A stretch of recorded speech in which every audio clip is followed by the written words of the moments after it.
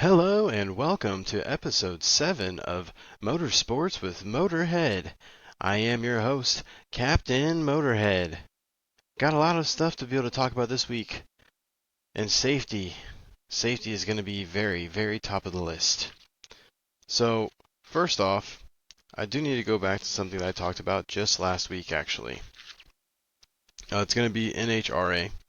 And it's honestly about all I have for NHRA this week. But that's going to be the Sean Reed update. He's the one that had his dragster blow that tire and he went head first into the wall. Yeah, he posted a picture of his hand. He is missing his index finger. I believe it is on his right hand. Other than that, he seems to be doing really well. Expected to make a full recovery again, other than missing the one finger, which obviously makes sense. He lost it in the wreck. So, but he's doing good. So glad to see that. Shout out again to the safety team there for getting to him so quick, and of course, getting him to the hospital. So I'm glad to see that for him. From there, I'm going to continue on with another wreck actually. A gentleman named Stuart Friesen was involved in a multi-car crash at Autodrome in Drummond. It was in Quebec, Canada, during a dirt modified race. He got a little loose, hit the wall.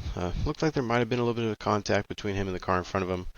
I've watched the video quite a few times, but I'll say it's a bit of a hard one to watch. But when he hits the wall, it's one that does not have a safety fence, and it was just concrete wall. And when he hit it, he actually flipped up into the air and then landed on his roof on the wall. His whole car erupted into flames.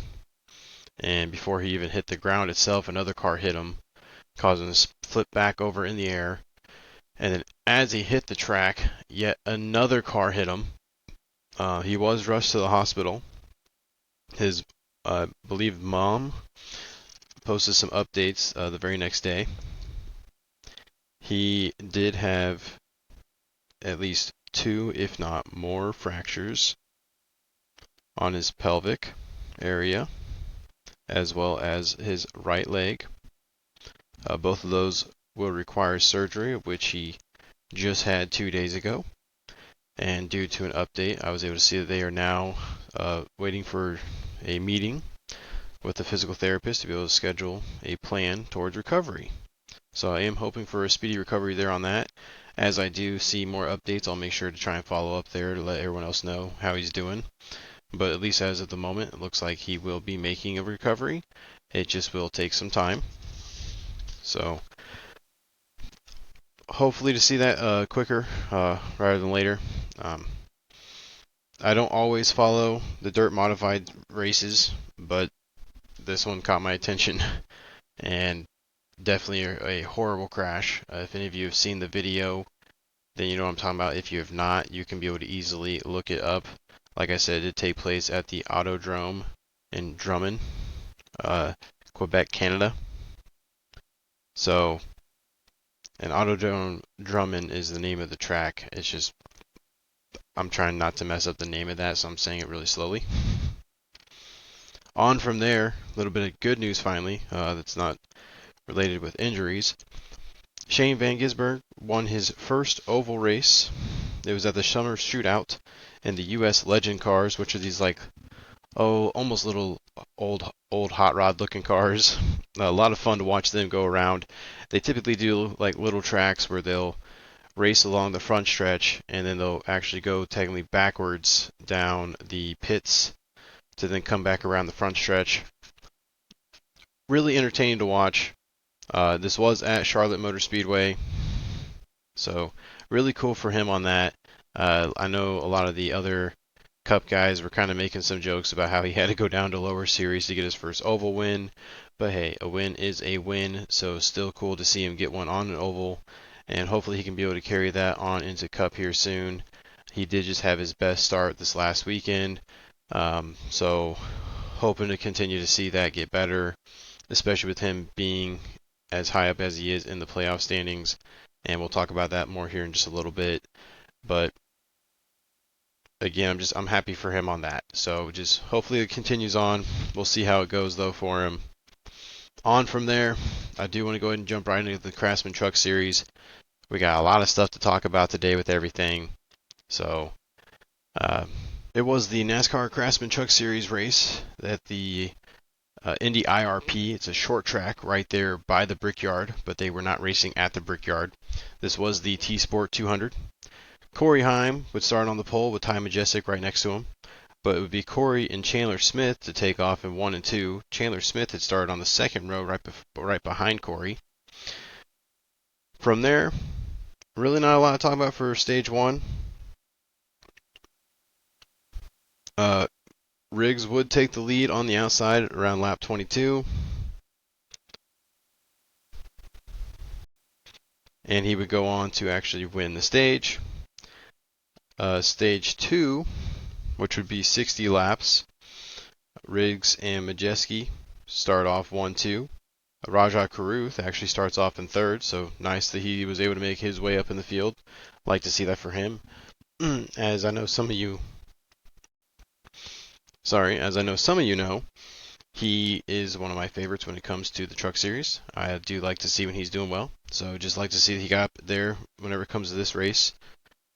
Lap 99, 21 to go in stage 2 would be the first caution for incident throughout the entire race. Number 22 of Josh gets into the wall. I'll be honest, the camera missed it. Whenever I was watching the race, I went back, watched the replay. They still missed it. I've not seen any other camera angles pop up of the actual wreck, but he just ends up in the wall. Hard to say if there was contact or if he just overdrove it.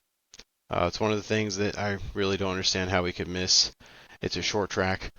You tell me you don't have enough cameras for that. A little crazy for me. I guess the only way I can be able to give him a little bit of pass on it is because it wasn't the Brickyard. So it was the short track. You weren't having both your Xfinity and Cup racing there. Maybe that'd be why you had some different types of cameras and you missed it. I don't know. It's another thing when it comes to broadcast, not always the best, but we can't exactly control it, so it is what it is. But it would go green, Riggs would be back to the lead, and he would win stage 2. Stage 3, with 90 laps to go, Stuart Friesen would actually start off first with Grant Enfinger right beside him. Stuart and Riggs have a great battle, with Riggs taking the lead yet again. And he would hold that lead till the very end, winning. He actually led 159 of 200 laps throughout the entire race. Corey Day would get second, which I saw an interview after the race. He seemed both happy, but at the same time a little bit unhappy with himself that he didn't get up and win the race. He is still new to racing in Truck Series. He only gets the Cup race here and there. A lot of times he's been racing just kind of intermediately. So good day for him. I like to see it, but I don't think he should be mad at himself. But at the same time, I understand, and I see that he was a bit hard on himself. So hopefully he'll be back and he'll be racing even better. But from there, Stuart Friesen ended up in third, Corey Heim fourth, and Grant Enfinger in fifth. For the point standings for the Truck Series, Corey Heim is first, Chandler Smith second, Lane Riggs third, Daniel Hemrick in fourth, and Tyler Ankrum in fifth. For the driver standings, the only difference being the fifth place driver would be instead Grant Enfinger, which I do bring up because we are almost to the end of the regular season. So any one of those in the top 5 could be able to try and get enough points to try and get there. On from there, we are going over to the true Brickyard. The Xfinity Pennzoil 250. Going to be a 100-lap race for the Xfinity drivers. Stage 1 being 30 laps. The number 41 is Sam Mayer and number 48 of Nick Sanchez roll off 1-2. We only get to lap 3 before we have the first caution. Harrison Burton of the number 25 goes for a partial spin. Just kind of got loose, looked like, and spun, but didn't go entirely for a complete spin out. Was able to regain it, but they did go ahead and throw the caution because he was in the middle of the pack when he spun. When they do go back to the lead, it's going to be Sam Mayer when they go back to green, it's going to be Sam Mayer that takes the lead. Connor Zilisch, number 88, is going to end up in second. Mayer is going to win stage 1, leading all laps. Justin Allgaier, who passes Connor Zilisch on the last lap of the stage, is going to end up second.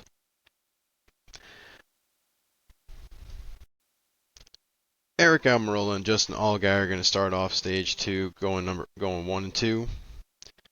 Stage 2 was 30 laps. It was a great race between both drivers, but Justin would take the lead, with Connor Zilisch, his teammate, pushing him out in front of Eric, and Zilisch would take that chance to go right past Eric himself, putting the two junior motorsports drivers 1-2.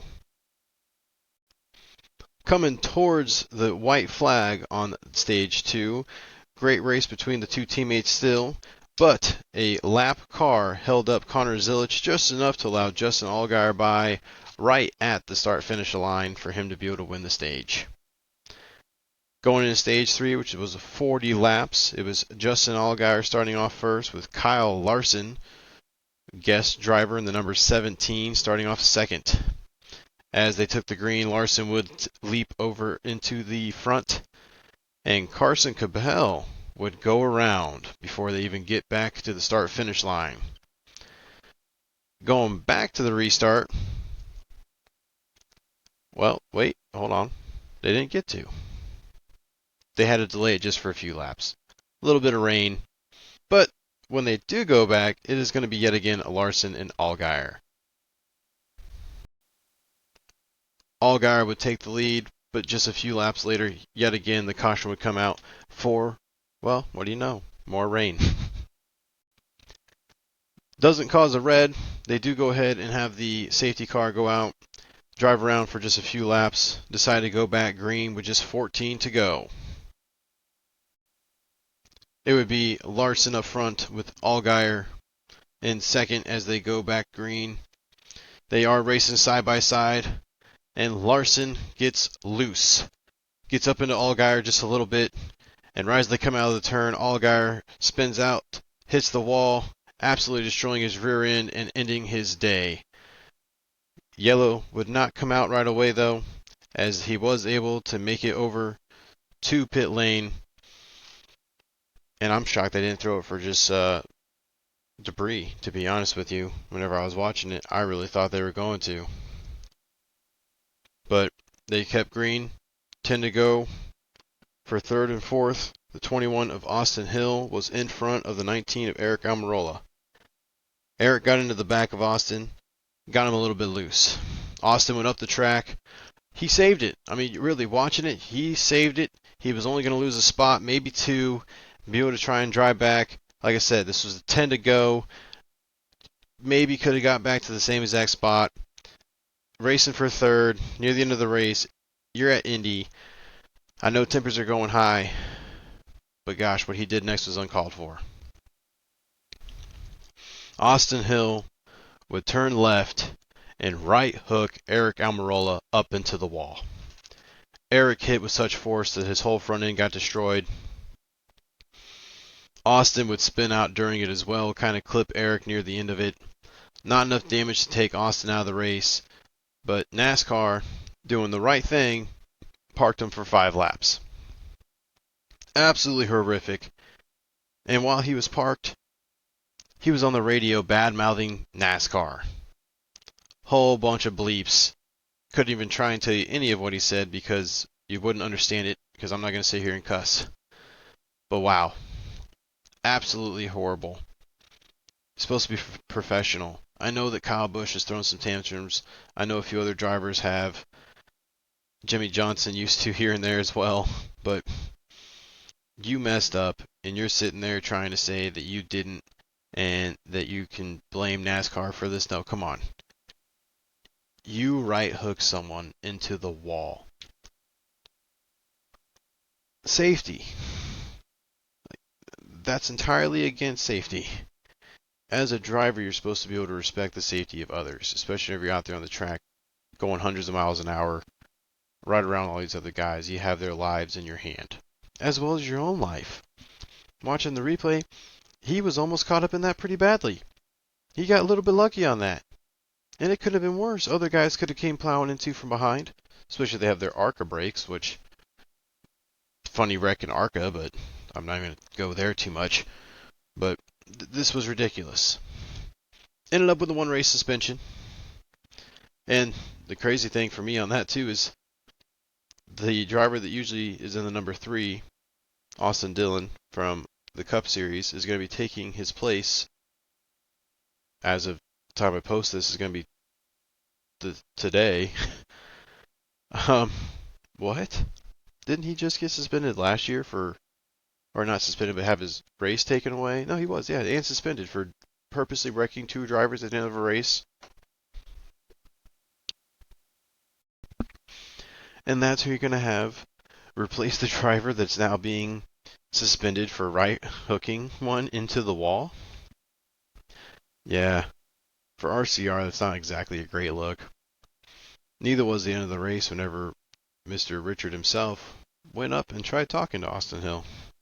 Looked like he was basically telling him all was okay. Instead of maybe telling your driver that he messed up, looked like he was telling him he was going to be on his side. Maybe whenever they got, away in person, or sorry, got away in private, he was able to talk to him more real, but I don't know. I was glad to see whenever they announced he was being suspended that RCR was not going to try and fight NASCAR on that. It shows that after they looked at everything, they probably realized, yeah, he saved the car. I'm sure the SMT data shows it. I have yet to be able to find that myself. I have tried looking, but absolutely horrific. I always talk about safety, and the moment I saw that, I just sat there and was like, wow. I hope he has to go to some sort of safety course, to be honest with you. And again, to sit there and try and say that you didn't do something, you had white gloves on, man. Saw a lot of people talking about that too. If you want to be able to be shady behind the wheel, don't wear white gloves. On the on the broadcast itself, you could be able to see that he turned left, and it was after he saved the car. He went entirely straight first for a second. You can see his gloves go straight. He had control. He saved it, and then he turned left. Where have we seen that before? Well, when Bubba Wallace did it to Kyle Larson, when Chase Elliott did it to Denny Hamlin. Either one, they both got suspended, as they should be. Absolutely horrible. Not something you should ever do. And again, whenever you're in NASCAR, I feel like it's something that they tell you not to do. And they do. It's in the driver meetings. It's in the rules. You aren't supposed to do this. Yes, they want some beating and banging. They want a little bit of action for the fans, but they want it to stay safe. And that was not what they wanted. So I know there's some people out there that are all thinking, oh, they shouldn't have been interfering too much. They shouldn't have held him during the race. And you know what? You must be really, really big RCR fans. Because if you can't admit that NASCAR is in the right on this one, I don't know what to say to you. A lot of times I'll be against it. I only wish that maybe they were a little bit more harsh. I am glad to see they took away all of his playoff points. But I wouldn't mind of seeing a fine added to it as well. And if not for his actions on the actual racetrack itself against Eric, but maybe his actions from pit lane whenever he's sitting there absolutely just cussing and bad talking NASCAR. So again, I don't know for sure, but I felt like maybe there should have been a fine added to it. At least glad that they're going to suspend him, and also glad to see they took away all of his playoff points, which is something they had said they would do when it came to the rules this year. But it's good to see them enforce that, because the first day whenever it happened on Monday, I saw some people kind of being like, "Oh, they won't enforce that. Not this close to the playoffs. Everything else, Richard's going to pay him off." Da da da da. I'm glad to see that they didn't back out and they put their boots down on this. So it's good to see that. From there, the race would go green with just 4 to go. Connor Zilisch and Taylor Gray would start 1-2. Taylor Gray would actually take the lead. With 2 to go, Connor Zilisch would have a run on the backstretch, get right up to him and go around. And he would actually end up winning the race. Yep, Connor Zilisch. 3 wins in a row for Junior Motorsports and for him, as well as being the 100th win for Junior Motorsports. Absolutely phenomenal. Hate that it's going to probably be a race remembered for Austin Hill and his horrible act against Eric Almirola. But at the same time, Junior Motorsports gets to celebrate their 100th victory. Absolutely love to see that. Kind of funny to see how Lionel put out a little 4-pack for it, which does not include the first win, does not include the 100th win. It doesn't even include the 50th win. So a lot of people were kind of laughing about that and pointing out that only one of the cars in the 4-pack is even new. So definitely not one I'm going to be looking forward to. But it is funny. I do hope maybe to see them put out a different type of pack. I am a huge Junior fan. Most of the drivers that have driven for him, I'm a huge fan of as well. Quite a few of them I have at least one, if not more, cars up on the wall. So if they put out a better pack, I wouldn't mind getting that. But the current one they put out, no thank you on that. But congratulations to Junior Motorsports. And another really cool thing for them, looking at both the playoffs and the driver standings, you have Connor Zilisch in first, Justin Allgaier in second, both of them being, of course, from Junior Motorsports. Justin Allgaier being the defending champion from last year. As much as I'm an Allgaier fan, I gotta say, this year I'm hoping it goes to Connor Zilisch, especially after winning 3 in a row. Everyone was saying after he won at Dover, it doesn't really count as a true oval win. I agree with what they said during the broadcast. This is a win at the Brickyard. This is a true oval win. He deserved it. He fought for it. And honestly, anyone that was doubting him can't really be doing so anymore. He's going to be a prominent name whenever he does move up into the Cup Series, whether it be next year or the year after. I really don't know which. But whenever he does it, it's going to be awesome. I hope to see it next year. He's said a few things that's made me think that it could be, especially with the whole Daniel Suarez thing happening with Trackhouse. But hey, you never know for sure. Maybe he ends up staying with Junior Motorsports for another year. Highly unlikely, but I also can't say that I can see the future.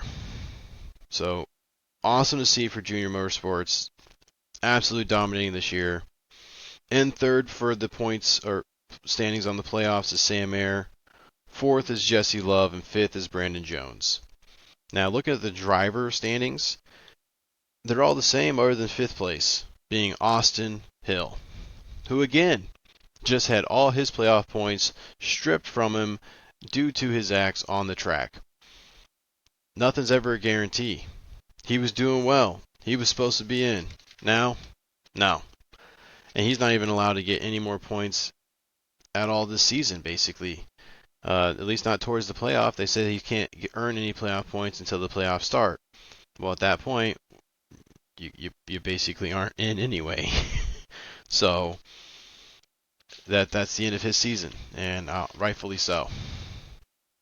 I only wish that they would have added a little bit more of a fine on his punishment. From there, it is the Brickyard 400. Absolutely funny way to start a race. Cookie Monster. He gave the commands for the drivers to go to their car. Now, you wouldn't have known if you watched the broadcast. I only knew because I was following it on Twitter. because the broadcast somehow missed that. They showed Cookie Monster hanging out beforehand, and it's really cool. It's not the first time that we've had one of the Sesame Street at NASCAR. First, it was Elmo, but another cool thing, Bubba Wallace was actually on Sesame Street, and he got to hang out with Cookie Monster there, and they reunited while at the racetrack. So it's a fun little thing for them.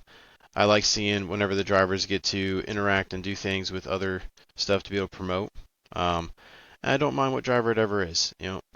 I like seeing all of them get out there and be able to have some fun with it. And I might not be a big fan of Bubba Wallace, but this was a very big weekend for him. Gonna basically spoil it now, but yeah, he won. And honestly, in a great way. So to any of those that doubted him, you can't anymore. I, for one, have seen him win at Kansas. So I have not been a doubter of Bubba Wallace. Not a big fan of Bubba Wallace, but I'm also not a doubter. But this was a huge weekend. First, he started on the front row. Chase Briscoe started on the pole. Bubba Wallace started second. Briscoe would take the lead going right into the first lap. And we wouldn't have much going on until lap 17. Ross Chastain went hard into the wall due to contact just from some hard racing. Cool little moment for him, and the broadcast caught this too. As the safety guys were actually running up to his car, he was putting his hand out the window and he was pointing down to his A-pillar. And the broadcast explained it really well what was going on, because at first I was kind of wondering what he was doing, if he was trying to point down, asking them, like, are my tires flat? Or if he was trying to point at something, trying to point out, a fire or something he thought was going on. I didn't really know at first because I missed that they even did this. They installed a system that's kind of like a hydraulic system where they can be able to pump air into it, and it has the connection in the A-pillar. And what this does is this extends out the suspension of the car so it can be able to potentially allow a driver to get back to the pits. This is something they implemented after having some issues last year where they would have to get two wreckers out to be able to like pick the car up off the ground basically to get it back to the pits without damaging it more. So this is a new design. I missed whenever they did it, so it's the first time I've seen it be used, and it was really cool because you saw the ASMR guy stop running towards the car, turn around, go back to the truck and grab out this little tool, and he plugged it right into this little hole, and he pumped like twice or three times, and the car, you actually saw it happen on the television, extends up into the air a little bit, and Ross drove it back to the pits. He had some major damage to the rear end. I think if he saw exactly how much damage there was, he probably would have just let them tow it back. But I know hearing the spotter talking over the radio, he was talking about some damage to the rear end, to the splitter, to the right side. But I didn't hear him say anything about the damage most likely being critical to the car and it probably being the end of the day. So with the information that Ross has, I definitely don't blame him for trying to make it back to the pits. And it was quite a show. I'm glad that the broadcast did a pretty good job of following him all the way back. The car was absolutely destroyed though, and it was a beautiful car too. So I hate to see that for him, especially for any Ross Chastain fan. I mean, like I said, it was just lap 17, so out pretty early. I don't like to ever see that for anyone. I've seen drivers get out early even at Kansas, and how quickly other fans, if your driver's out, that could be the end of the race for you. It's why I personally like that I do have more than one driver I'm a fan of. But I won't lie, it can still happen, especially while your drivers get caught up in the big one. You're like, well, that's it, on to next week already. But I hate to see that for any fans for him. So after that, we go back green. During the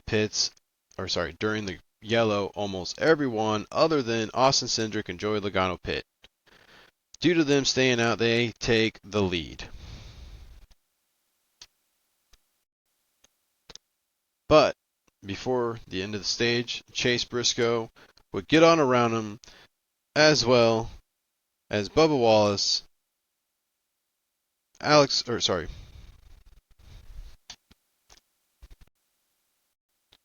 William Byron, Tyler Reddick, and Chris Buescher. To start off stage 2, be Ryan Preece in the 60 and Alex Bowman in the 48 on the front row. Ricky Stenhouse Jr., the number 47, would go into the wall on the restart. That would be the end of his day. Going back to green, Austin Cindric would take the lead until lap 84 when he blows a right rear. But the race stays green as he is able to make it over to pit road. On lap 90, just a few laps after going into the pits, Eric Jones would go into the wall due to a loose wheel. On the replay, you could see the lug nut come off, and it was on the right front.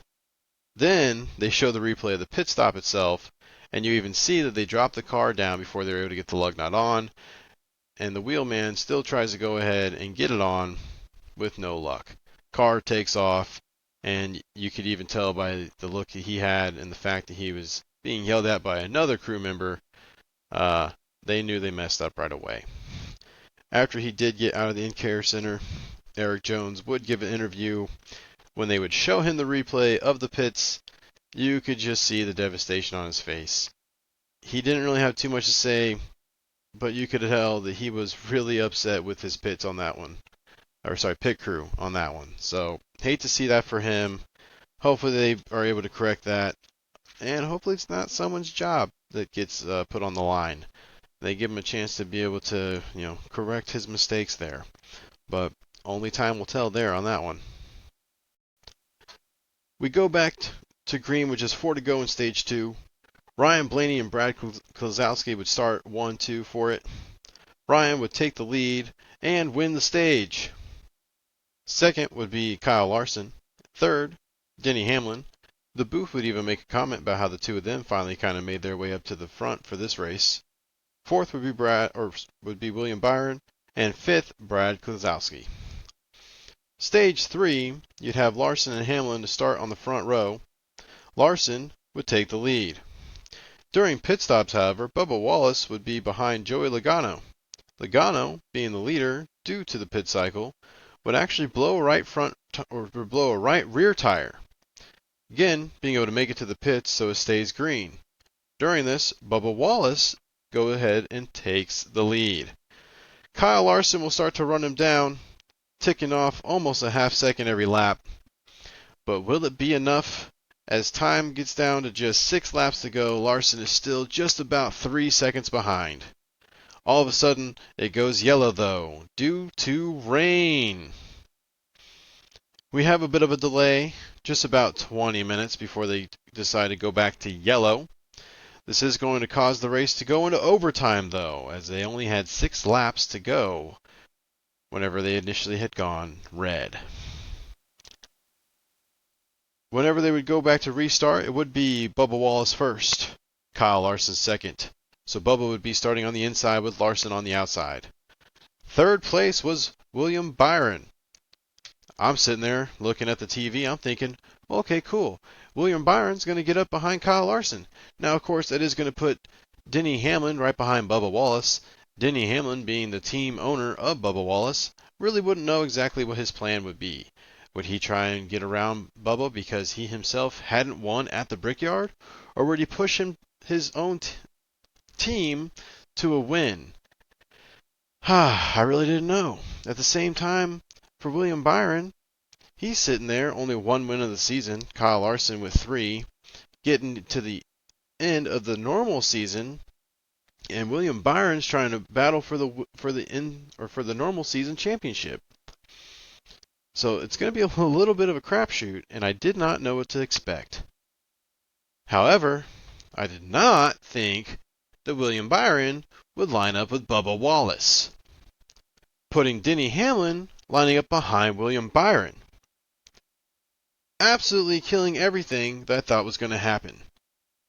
Josh Berry would end up lining up behind Larson himself. On the restart, Berry wasn't able to get to Larson. Now, I don't know if he was trying not to push him or if he just couldn't get there enough.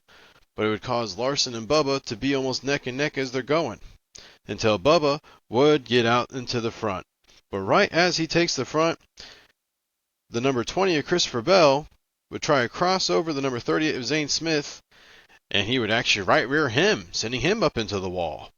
Now, This one I will say, it definitely was an accident. Christopher Bell was truly just trying to do a crossover move, did not time it right, and that is why the contact happened with Zane Smith. When Zane spun out, Tyler Reddick would plow into him, and that would basically be the end of both of their days.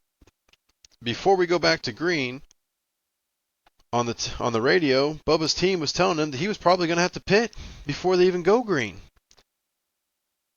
But all of a sudden, right as they were getting around to where he could be able to go into the pit, they say, stay out, stay out, stay out. So he stays in first with Kyle Larson right next to him. And again, as we get to the choose line, William Byron gets behind Bubba Wallace. I was really thinking the second time around it could be different. Maybe he would go ahead and get behind his teammate because lining up behind Bubba didn't really work out much the first time anyway. Bubba got out to the lead. Kyle Larson still got second, so that put Williams still in third. So I really was hoping that this time he would try a different strategy. But no! He still lined up behind Bubba. And he gave him a great push. Kyle, yet again, didn't get very much of a push from Josh, and he ended up getting a little bit loose and had a bit of a wiggle as they went into turn one. Bubba would end up out in front, and he would win. And again, congratulations to him. Absolutely phenomenal. First win for 2311 of the season, which, guess what? As of 2 weeks ago, they are now an open team in NASCAR. So you don't see an open team win very often either. So very, very cool for them. Bubba Wallace, who was not exactly very high up in the point standings for the playoffs, he was just above the cut line, is now secured in with his win. So he's good to go. Obviously, the team's going to want to continue to work on his point standings so he could be able to be better off for the playoffs itself. But at least now you know that you got a little bit of pressure off you. The next few weeks is just going to be more about building a bit of a buffer because, yet again, as I said, he's in on a win. Speaking of the playoffs, the current driver standings is going to be number 1, Chase Elliott, number 2, William Byron, 3, Kyle Larson, 4th, Denny Hamlin, and 5th, Christopher Bell. Now that is for the standard in-season. For the total playoff, you're looking at Denny Hamlin in first, Kyle Larson in second, Christopher Bell in third, Shane Van Gisbergen, who is still 27th in driver points, up in fourth, and Chase Elliott in fifth. With 3 wins, I'm really not mad about SVG being up in fourth. To me, it shows why the playoffs need to have the whole system changed. But right now, I don't mind it. I like it. I think it helps change stuff up. The whole win and you're in thing is still a little different for me. I know it's been how it is for a while, but I still can never get my head around it. But it does allow things like this to happen. And at this point, I'm actually enjoying it. Especially, like I said, with him having 3 wins, it just shows that the entire point system needs to be looked at. So hopefully going forward, they're able to look at that. But shout out to Denny Hamlin. He's not won at the Brickyard as a actual driver, but has now won there as a team owner. Last year, he was a normal season champion as a team owner as well, due to the number 5 or 45 of Tyler Reddick, who I still believe should have won the actual championship, but that's neither here nor there. Fun little thing, Luke Combs, who is a country music star, put out a new music video called Back in the Saddle. Had Dale Jr. in a modified car with the number 8 on it, driving around a old track. Absolutely cool, a lot of fun. I'm not really big on country music, but I still had fun watching this. At one point during the video, they had a gentleman walk up to the side of the track, and it looked like it was Richard Petty with his hat and his ring on. And at the very, very end of the video, as Dale Jr. was trying to ask Luke Combs if he wanted a chance to drive the vehicle, Richard Petty himself did in fact show up, saying that he would be willing to show both of them how to drive. It would then cut to the car going around the track as both Luke Combs and Dale Jr. were walking away to try and signify that it is Richard Petty driving behind the wheel. So just really cool little music video there. Really good song, in fact. Again, even with me not being a country fan, I can still say I very much enjoyed it. So kind of cool to see NASCAR connecting with country yet again. As I mentioned last week, we're going to be seeing the Zach Brown Band on the Kyle Larson car whenever we go to Vegas.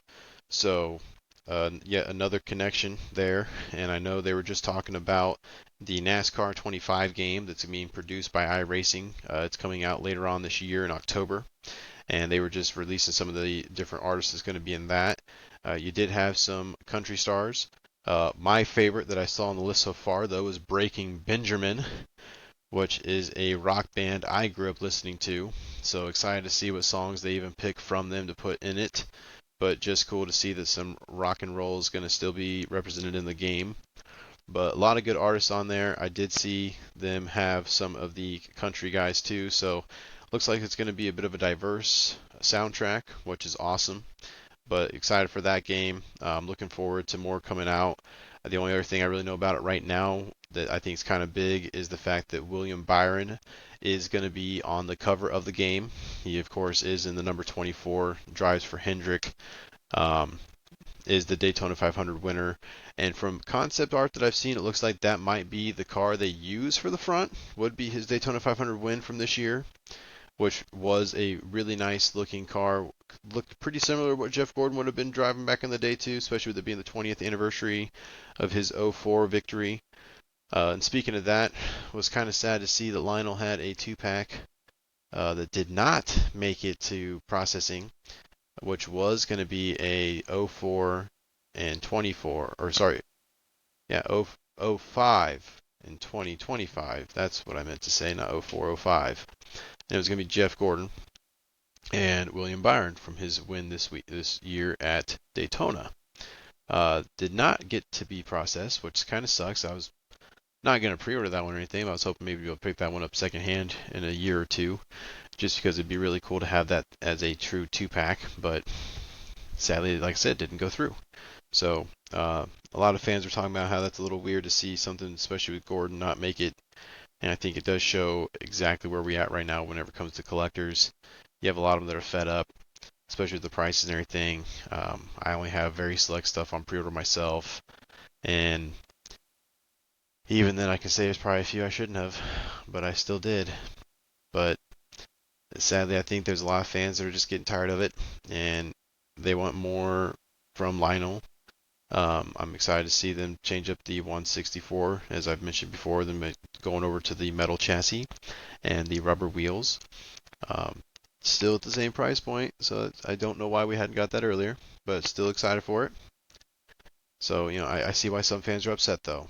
I myself have been lucky with the cars I've gotten. I've not had any major QC issues, but I do see a lot of people posting all the time about parts not being on right, wheels falling off, hoods being crooked, and other horrible things that you never want to have with a collectible, especially ones that are only made to order. A lot of the ones I have, only the ones that were pre-ordered are the ones made. You can try and find them secondhand on eBay and stuff, but it's going to be real expensive. So I would hate to ever get one and it have a QC issue because you can't always get it replaced. So again, I've got lucky. Need to knock on some wood on that for the future, any of the other ones I get. But that's going to be it for NASCAR. From there, we're going to switch over to open wheel racing. I got INDYCAR and F1 for y'all. Going to try and still get this wrapped up in the next 15 minutes, though. As I am looking at the time, I do know right there about that 45-minute mark. Don't have much to talk about for the IndyCar race, just a couple cool things that I want to give a shout out for, really. Tyson Ritter with the All American Rejects band, which was a big band for me growing up, and they are getting back together, putting out a new album that's supposed to be coming out here in just a little bit. But he was the one to give the command to start the engines, and he got to sit in the safety car going around for the first lap of the caution before they went green. So really cool to see that for him. and just a fun way to get to promote the band a little bit. He was real good at giving the command, kind of put a little bit of a rock and roll spin on it. So just real fun. From there, Alex Palou, current points leader, did start on the pole. All honesty, from there, he got to win the race. He's pretty dominating, especially this year. Like I said, he is first in the point standing right now. Second in point standing is Pato O'Ward. Third is Scott Dixon. Fourth being Kyle Kirkwood. And fifth being Christian Lundgaard. So, just real cool for them.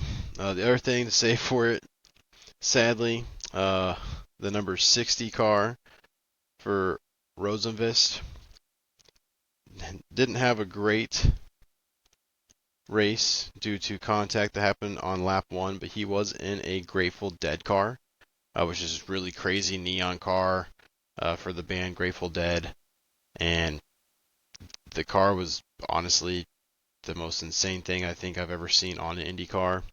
Not something that you would normally see or really want to see, but it was different, and still hate to see that he had such a bad day because I was excited to see the car do well, just for the fact of what it was, and hoping to see it on the TV a little bit more than what we did. In fact, I think the only other time I remember seeing it during the broadcast, really, other than just for a second here or there, was whenever Alex Palou did pit, and he pit at the same time, and you saw the two of them, and that was really about it. And the only reason they even focused on that was due to Alex Palou pitting from the lead. So, still a cool race, though. I've been enjoying following the IndyCar this year. Trying, as I've been saying, still getting better with the names, but I'm trying. I'm also trying to get better with the numbers of the guys on what number car they are. I've actually been having to sit there with the IndyCar the website pulled up to try and follow things as I'm going through the race. Sometimes the broadcast is really good, especially if there's any instance on the track mentioning who it is. Other times, because it's not a major event, because a car just spins out or something, they go by it real quick, and so then I got to hurry up, try and pause, rewind, and look at things more in depth to try and see the car's number, so then I can be able to look on the website and be able to see who it was that spun out. So I can't fault them for that. I'm sure once I follow IndyCar for another year or two and I start to learn the drivers, then it won't be as hard for me to be able to look and just be like, oh, that's so-and-so who just spun out. Of course, I'm really learning their top players like Alex Palou's car, or Oscar and all of them too. So, or not Oscar, sorry, that's F1. But just learning their cars, learning who these guys are, it's been a lot of fun for me. And from there, I am going to go over to the F1, was the Belgian Grand Prix. Rain delay at the start, which did kind of cause for a little bit of fun whenever it came to the type of tires that some of the guys were on. Some of them were starting on intermediate tires. Of course, they had to pit throughout because of that. You did have Lando Norris and Oscar Piastri, who are teammates for McLaren, start first and second. And that was some absolutely amazing racing between the two of them for the first few laps, with Oscar getting the lead.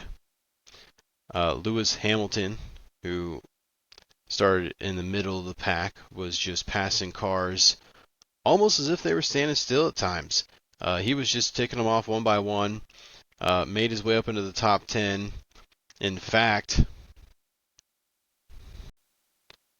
he would go on to finish 7th. So, really good day for him, even though he didn't make it up to be able to win. The winner would actually be Oscar Piastri. He'd win by 3.4 seconds over his teammate Lando Norris, which does put him as first in the points standings. Second being his teammate Lando Norris. First place, Oscar having 266 points. Second place having 250 points. Third place, Max Verstappen, sitting at 185 points. Fourth place being George Russell at 157th, or 157 points. And fifth place being Charles Leclerc. He's sitting at 139 points. So you have two McLarens being first, second, third being Red Bull, fourth Mercedes, and fifth Ferrari. again, guys, a lot of fun getting to learn this sport. Before this year, I can honestly say I hadn't really followed F1 too much. I know a few years ago, Mr. Max Verstappen kind of took the whole thing by storm and won like every single race that year almost. Caused a lot of people to complain about F1. I didn't hate on that. I just didn't know much about the sport to be able to comment on anything really for it. And so I can honestly say that it's been different for me getting to follow it this year. And I've been enjoying it. I'm glad to see that not one racer has been dominating, but it is also cool to still see that he's always in the talk. Mr. Max Verstappen is. And you definitely can see why he's considered to be one of the most amazing drivers in the world. Even if he's not winning all the races, he's almost always up there in the top five, or even top three, top two, fighting for wins. And it's just really cool to see. I like seeing that McLaren's doing so well there too, and it's a lot of fun. So I've been enjoying everything with this. I hope you're all enjoying this as well, getting to learn more about motorsports overall. As I keep saying, I do want to follow others though, so as we keep going, I will try to advance out to other things and be able to keep this going. But that's going to do it for today, y'all. I do hope you have a great day. I know it's Sunday. I'm a little late putting this out. I am just going to try and put everything out, just week by week. I'm hoping on Fridays, but please know if I miss Friday, just check back every day, and I will get to posting. Those of you that have my number or anything, just reach on out. I will make sure to give you updates as I can. Trying to continue on schedule, but it's life. I do have a full-time job that I work as well. So with all that being said, I'm still going to try and shoot for Fridays. But again, if it's not out on Friday, just keep checking back on the channel and look for it elsewhere. YouTube will be up as well, and hopefully here soon. Shout out, thanks to Dad. I will have the helmet finished. I don't have a fire suit, but I do have a certain shirt that I'm going to be wearing for right now. It's kind of like my little jersey shirt that's going to be for NASCAR. Because going for the first like Gen 1 Captain Motorhead look for myself is going to be solely just for the NASCAR look. Later on down the road, I wouldn't mind having some different helmets, some different fire suits, stuff like that for different series that I cover, whether it be for NHRA, NASCAR, maybe I even have something different for F1 or INDYCAR, for the open wheels. So gonna have some fun with that later on down the road. But for the G1, it's gonna be my dad's original helmet with just a few tweaks done to it, and then well, you'll all hopefully get to see here soon. So shout out again to Dad for getting my logo worked on and for helping me out with this and for giving me the reins to Captain Motorhead. I do hope you all have a wonderful week. Stay safe out there, and until next time, goodbye.